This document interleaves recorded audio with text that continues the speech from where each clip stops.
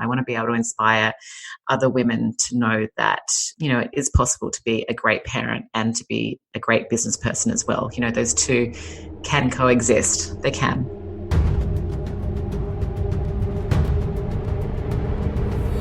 You got to pick yourself up, go backwards, and slam yourself at the wall like 500 more times until the wall crumbles. 25% of middle school girls already believe they'll never achieve their dream career. Hi, I'm Kara Goldin, founder and CEO of Hint. And you're listening to Unstoppable, a podcast spotlighting the journeys of inspiring entrepreneurs. I believe that at its core, leadership is about constantly learning from the people around you, and I'm so inspired by the conversations we're having in our upcoming episodes and can't wait to share them with you. This season, some of my guests include Rebecca Minkoff, fashion designer and founder of the Female Founder Collective, Diana Kaff, author of Girls Who Run the World, Andrew Dudham, founder of Hims, and Eugene Rem, co-founder of Rumble Fitness, and much, much more. Plus, we ask the million-dollar question, what does it really take to be unstoppable? Let's find out. Hi, everybody. It's Kara Goldin from Unstoppable, and we're so excited to have our next guest here today, Emma Isaacs. Very, very lovely to have you here, Emma. Thank you for having me. I'm excited. Very, very excited. So a little bit about Emma. So Emma is the founder and global CEO of Business Chicks, the largest network for women in Australia, and they've expanded with huge success into the US as well.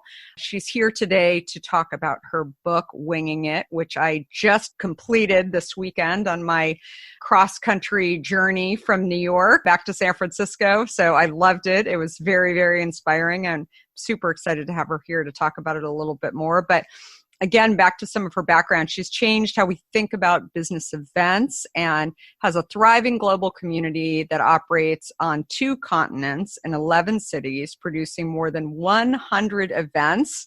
So inspiring. I mean, and really, really impressive, with past speakers including Arianna Huffington, Seth Godin, Richard Branson, Sarah Jessica Parker, and more. And Emma is truly a modern day role model, proving that anything is possible for anyone wishing to strive for more in their lives. And she's a fearless leader, and I can't wait to hear more about her journey on today's show. So we're also going to, as I mentioned, dive into her new book, Winging It. And I'm really, really excited to have you here. So thank you for coming. It's a pleasure. Thank you so much. You already know everything about me now. You've just read that whole bio. We can just chat. It's so funny. Yeah, we can just chat. Well, that's basically what we'll do. But so take us back to the beginning of Business Chicks. How did it all come about? Yeah, sure. Well, I'm what you'd call a career entrepreneur. And what I mean by that is I've actually never worked for anyone else before. So apart from a little waitressing gig I had when I was at school. So when you have your own businesses, you need to work out how you're going to make enough money to pay the rent. You need to work out how you're going to make enough money to buy a house. And then when the kids started to come along, how I'm going to feed them as well. So this concept of winging it is something that's been ingrained in me from a very, very early time in my life when I've had to make it up on the fly. So I had my first company when I was 18 years old. It was a recruitment company. We'd put temporary and permanent placements into businesses, and that was really fantastic. I had that business for 7 years before deciding I wanted to try something new. But it was an awesome, I suppose, learning and foundation in business. But a girlfriend actually invited me along to a Business Chicks event. And at the time I said, there's no way I'm going to anything that calls themselves chicks. I mean, that's the most derogatory word. I'm a feminist. I'm a serious entrepreneur. I'm not going to anything that calls themselves anything chicks. And she said, you need to get over yourself and you need to come along and check this thing out. So I went along to my first event and just absolutely fell in love with the concept. And the next event I went to a few months later, I heard the business was for sale. And I was 25 at the time, and I'd never run a membership organization. I'd never had any experience running any sort of event whatsoever, but I ran up to the lady at the end and I said, I want to do this. Can we talk? And so a few months later, I bought the business, and back then we had a membership of 200 people, and now we reach over 500,000 women globally, which is exciting. And it's been 15 years of my life, and I'm still honestly as excited and juiced about doing what I do as I was 15 years ago. That's awesome. So you started in 2005? Around then. Yeah, you're testing my memory, but yeah, around 2005. Right around then. Sure. My company started in 2005 as well. So my company Hint. So it's a good year for entrepreneurs. Right? An amazing year. Yeah. So the book, Winging It, what's the most important message that you want people to take from it? Well, given my work speaking to women, I've really spent the past 15 years talking to thousands of women, and it's been a beautiful journey to uncover what holds women back and uncover what propels them forward. And through this collective wisdom, I was able to write this book because it's completely sacred what these women have to tell us. And unfortunately, though, it is still women who are plagued with a unique set of problems. We do often wait for permission, and we do often wait to be tapped on the shoulder, and we do often wait until we have every single skill before we go for the job promotion. And we all know this whole concept of, you'll see a job advertisement and a woman will think, I've only got 6 or 7 of the 10 qualifying criteria, so I'll never apply. And a guy will have 3 and he'll think, oh yeah, I'll just go for it. So, I really wanted to write this book to be able to encourage women to give their dreams a go, to have a shot, to progress without having all the answers. And that's really what Winging It is all about. It's about backing yourself and having the confidence to press on without having a roadmap of where it's going to take you. And I really think this is kind of the year of winging it. I don't know how you feel, but I think we're all getting served up hundreds of lessons in this time about what it's like to lead businesses and lead families in a time of massive uncertainty when none of us know when we're going to be allowed out of our houses. None of us know when we're going to be able to go to live events again. I mean, my business has been decimated. We can't have any gatherings of any sort. And instead of it being sort of a blip on the radar, it's been like a full-on kind of head-on collision. And what this time has required from leaders is a set of skills that I suppose encourage our people to say, hey, listen, I don't have the answers either, but we're going to progress ahead and we're going to be as gentle as possible and try figure it out as we go. And that's what we're seeing with great leaders in this time, are the ones who can wing it to a degree. And so I think this book is really, really timely. Yeah, no, absolutely. I was thinking a lot about this as I was reading your book too. It's a different type of leadership, right? That is required during times like this. And I think, certainly there will be, businesses that will be asked, right? How did you react, right? How, as an entrepreneur? And I think it's such an important point. Was there a point when you realized that you were an entrepreneur growing up? I mean, obviously, like, you've always worked for yourself, but, and I waitressed as well when I was in university. And, I always tell people, I actually call myself an accidental entrepreneur, because I don't, I never sat there and put a stake in the ground and said, I'm going to be an entrepreneur one day. This is my job title. Yeah. No one does. Yeah. I mean, I don't think anyone does, right? It's, actually, I think more men do it than women. Right. Yeah. And like, I don't think women really say that, but I'd be curious to hear. Yeah. I mean, these days you can go to college to become an entrepreneur. There are courses in entrepreneurship, and, we are seeing people come through saying, I want to be an entrepreneur, which I find really fascinating, because I had my first company for probably a good, 5 or 6 years before even knowing what the word entrepreneur was. It wasn't an option for us back then. It was just, I had a little business and I was just building it and I was making money and I was going through the motions, but no one told me I was an entrepreneur.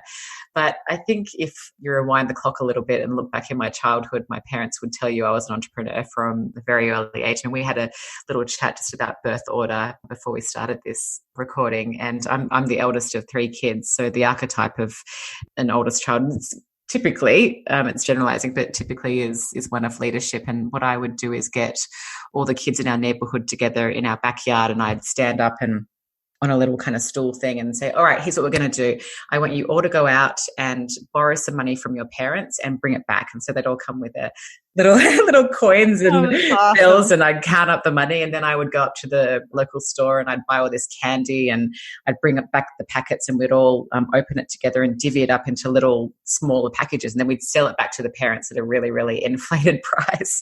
And I think I was about 7 or 8 when I was doing those little entrepreneurial exercises. So I think that's hysterical. Yeah, we all have clues, right? If you look, I know a bit about your story, and there are clues, if you, again, turn back time, that show you that you have some skills that it takes to succeed as an entrepreneur. And I certainly showed some of those in my childhood. Yeah, I wrote about this on LinkedIn the other day. A friend on Facebook reminded me about the story when I was like 11 or 12. And I used to love to get the large boxes at the grocery store that were used for like toilet paper or paper towels. I would always go into the grocery store and I'd ask for those boxes. And ever since I can remember, and I would color them because I thought that they were just these amazing things. And, you know, I'd put my stuffed animals in when I was little, and I'd make these like towns and hotels. So when I was 11 or 12, I asked my friend Robin if she wanted to do a camp with me. And she said, well, what would we do? And I said, oh, we'll create a city of these boxes. And so, you know, I told my parents that we were going to do this, and everybody, it was in Arizona and it was like 120 degrees in the summer. And so I said, you have to take the cars out of the garage, and you have to we're going to put the boxes in the garage so that the sun isn't beating down on these people. You know, I don't think my parents actually thought that anyone was going to come to the camp. Right. And so we took our signs, talk about winging it. We took our signs out on the corner and to parents, and we're like, drop off your kids for $5 for a day. And like, it was like word of mouth, like that's awesome. Down the street, like those people, they'll take your kid for $5 for the day. And so we had to turn people away. I love it.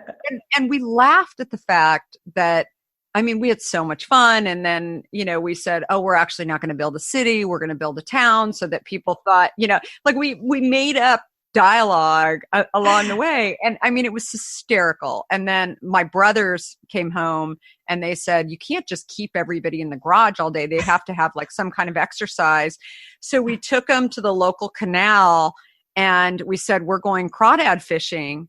And we took a string and then we put it was just, and again, my friend Robin was like laughing. It lasted we had like 30 kids each week, and like we did it for 2 weeks, and then we were like, oh, we're bored. We're done. Yeah.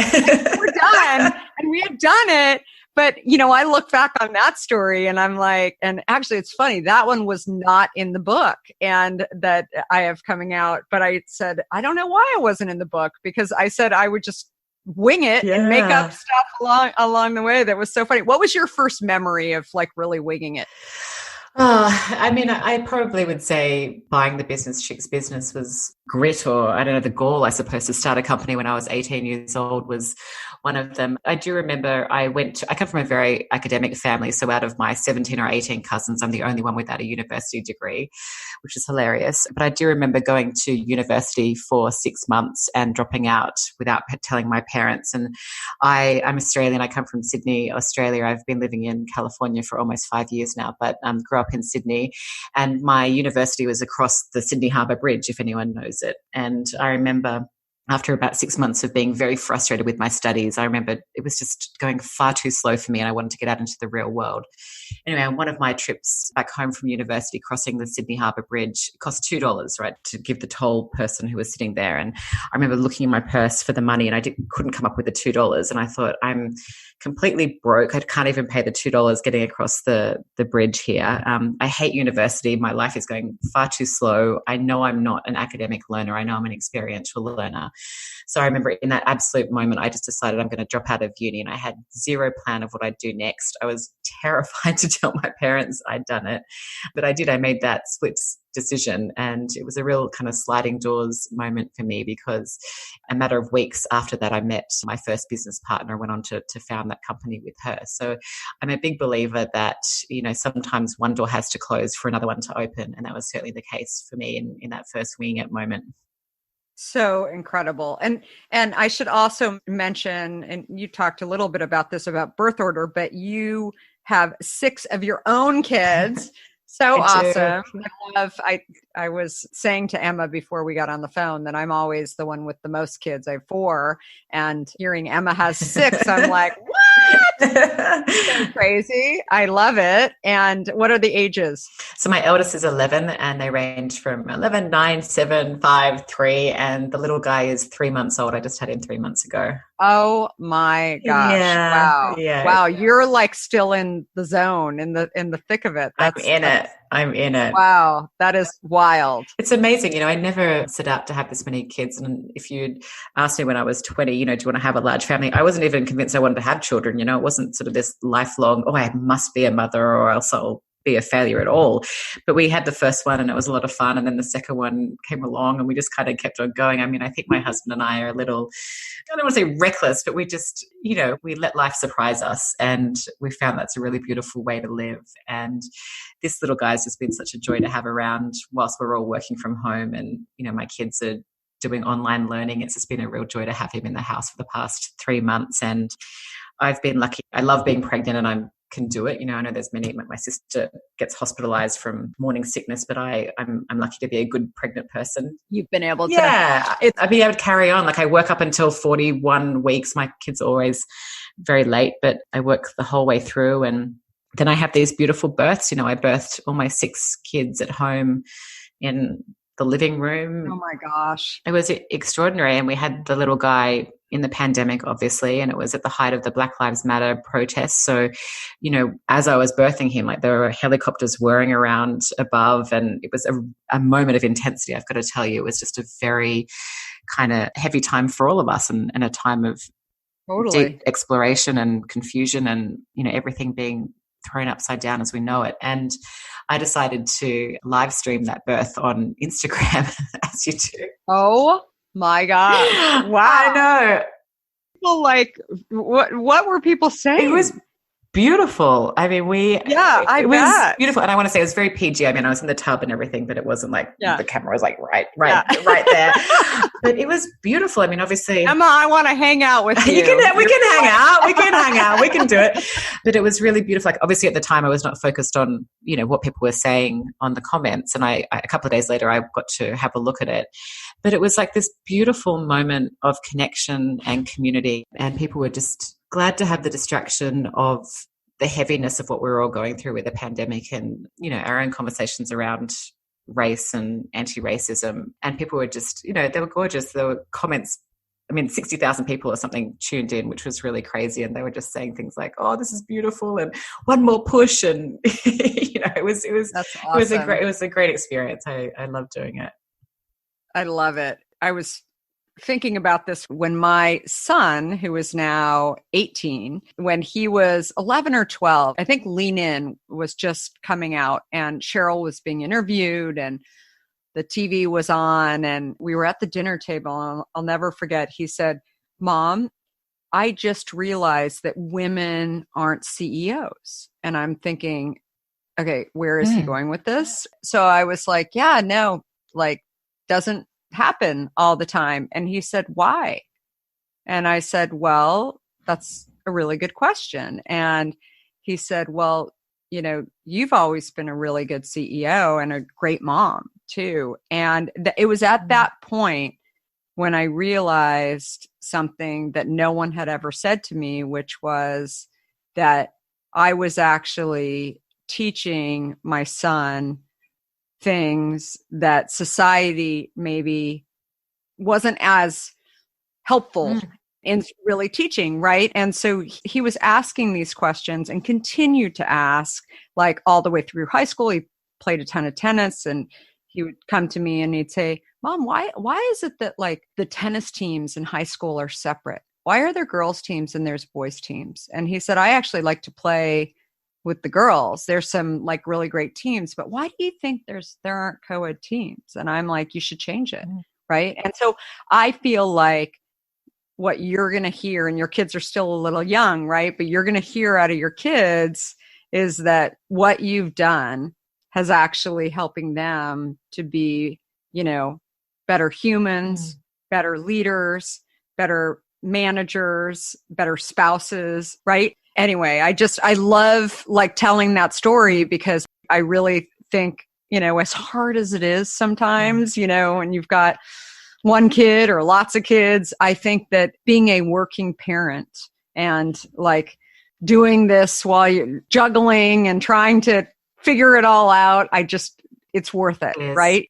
You're doing something for society that I think is so needed, right? And that you are teaching these kids to be better at so many different things. And so anyway. Yeah, I hope so. And I love that you give a nod to that, because, we're all in it together, and we all have moments of, oh gosh, I hope I'm making the right decisions here. I mean, I think when you're very clear on why you do something, we've all heard and studied about needing to know our why, but I think when you're very, very clear, when there's clarity around your why, Totally. it's much easier to make the decisions that you need to make as a leader and a parent. And that's been something that I decided very, very early on, in my parenting journey, that I was going to be very, very clear on who I wanted to show up as a parent and who I wanted to be as an entrepreneur as well. And of course, there are times when both collide and they're at opposition with each other. But, I'm really, really clear with my kids why I work. And it's not just about, taking holidays to Hawaii or wherever, it's very much about me wanting to be a role model to my 6 children, about wanting to play a really active role in society, about wanting to shift stuff that doesn't feel right for me. And, I remember a mentor saying to me when I had my first baby, who's now 11, she said to me, as much as when you have your first child, you look down at them and you kind of project onto them and you think, wonder what you're going to do with your life and what are you going to make of yourself. As much as you're thinking that about them, they're looking up at you and thinking, hey, mom, like, what are you going to make of yourself? What are you going to make of your life? What impact are you going to have? And so that's really kind of buoyed me and motivated me to just keep on striving in my career, because I want to be able to inspire them, and I want to be able to inspire other women to know that, it is possible to be a great parent and to be a great business person as well. Those two can coexist. Totally. They can. Yeah. I feel like high school for me was really where I sort of saw, and I won't lie, there were moments, right? They're teenagers, right? Where you're just like, I don't know if they really respect me, if they're, gaining sort of what I ultimately want to do, whatever. But I felt like even in like the teacher sessions or things where I would talk to the teachers, the stuff that my kids knew, like everything from, raising money to, building teams, and how important like product is and community, and that I never even thought about like as a, high school kid. And, even I'll share one more story with you. When one of my kids was applying to college and they didn't get into their first choice school, and they went to another school, and then they were deciding whether or not like they wanted to stay at that school. They were sort of having feelings. And I said, why don't you go and apply to the school that you ultimately wanted to go to? And they said, because they rejected me. And I was like, I've been rejected lots of times. Sure. And like, I was like, it hurts when you get rejected, right? I'm sure you've been rejected, right? It hurts. And I'm not going to lie, like it really does hurt. But I think, I remember kind of like smiling when I said this, and she said, why are you smiling? And I said, because I know that you're so passionate and you're so smart that you're going to do something really big. And one day someone's going to ask you the question, like, what didn't happen that you think should have happened, or whatever it was. And you're going to be like, oh, that school, they rejected me. Like, if they end up rejecting you twice, then you'll be like, like, and look where I am today. Yeah. And they were all the stronger for it. Yeah. And she was like, oh, so you don't think I'm going to get in? And I was like, no. It's to the point. The point is, if you don't, it's still a great story. Yeah, totally. And it's like, and whatever, and of course she gets in. Yay. And so, yeah. And so anyway, I feel like that kind of stuff along the way is what they learn from you as an entrepreneur. Yeah. And, a lot of it is winging it, right? A lot of it is, I mean, that's what I loved about your story so much, that, and very similar. I mean, I mean that sincerely. Like, I feel like you're my girlfriend over here, that it's like attitude and action and really, making sure that you're doing things that you ultimately want to be doing, of course, but also I don't think so much of this is brain surgery. I think you talked about instinct in your book too. And I think that really understanding who you are and understanding where you want to go. Right. And maybe those things change along the way. But I think that was something that was so inspirational in reading the book. So, and it's a quick read too. Like it's not, that's the other thing. I hate heavy books, especially during COVID. I've been reading tons of books. And I think for me, the book was just, it was long enough, but it was also just super inspiring. And the people, I mean, you have like Richard Branson and lots of people who who wrote blurbs for the book. They don't write blurbs for just anybody. I mean, really impressive. Seth Godin. Who else? Oh, Randy Zuckerberg. I heard your friends. Yeah, she's gorgeous. Yeah, she's awesome. Yeah. So really, really super, super awesome. So what's next for you? Oh, gosh. I mean, you know what we just did? My husband did a crazy thing. We've bought this ridiculous RV and it's very fun. I mean, I think the turbulence of COVID has just presented this kind of, crossroads for so many people, right? And it's, again, coming back to that question of what do I really want from my life and am I really living the life that I, dreamed and have the potential to live. So for us, we want to get on the road a little bit more and take some more trips and really start to enjoy ourselves. I mean, I've been an entrepreneur for over 20 years now, and it comes with 16, 17-hour days and often working 7 days a week. And, it's time to, try and enjoy some of the fruits of that labor. But I'm writing my second book as well. And, just more of the same. I am really blessed to be able to have built some amazing relationships. Some of the people you mentioned that are featured in the book. And, I'm always up to something. I'm always thinking of the next project or the next event. I mean, we've stabilized the business and as we've pivoted to online event delivery. But, I hope when the world opens up and the borders open up, we can get back to eventing again and have some really exciting adventures. But for now, it's just being grateful for what these past few months have taught us. And it's really about continuing to stay calm in the face of complete uncertainty and just do our best, be kind to ourselves. That's all you can ask of yourself. I love it. Are you going to leave soon to go on your adventure? Do you guys have a plan to take off? We're thinking maybe we'll take some time between Thanksgiving and New Year, and we'll see where it takes us. But yeah, we don't really have too much of a plan. He's actually just flown to Pennsylvania to pick up the RV and he's bringing it back here. And I'm like, where are we going to store it? He's like, I haven't worked that out yet.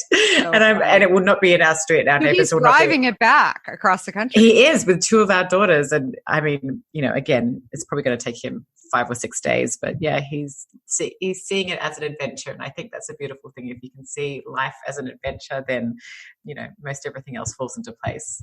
I love it. And I bet they'll have lots of stories. I've driven across the US actually a few times, but a few years ago. And one of our daughters wanted to go, but the rest of them were like, no way, we are not going to sit in the car. And we still laugh about some of those stories across the US and some of the places we didn't have an RV, some of the places that we stayed. And it was just, it was definitely an adventure. And I think it's, the US is a really beautiful, big place with lots of different, things along the way to see. And so definitely the national parks and they're going to have a great time, but definitely you guys will enjoy that. So what makes you unstoppable? I always ask this final question. Oh, I love that.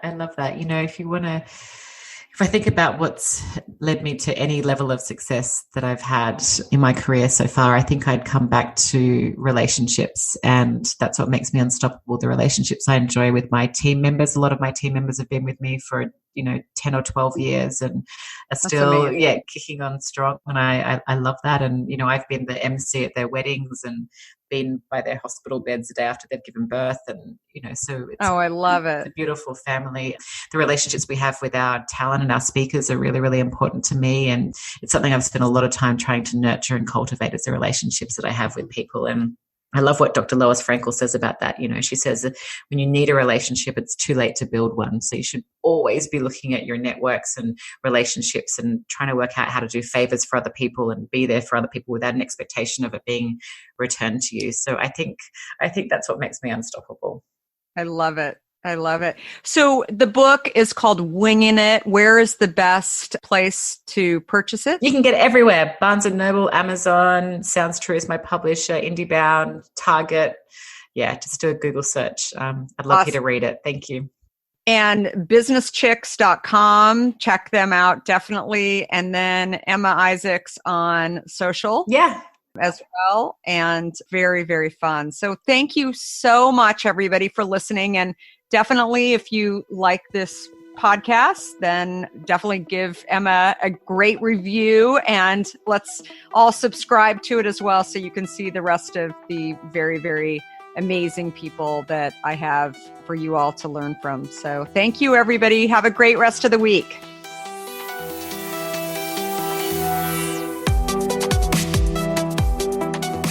If you like what you heard, please help spread the word and leave us a review.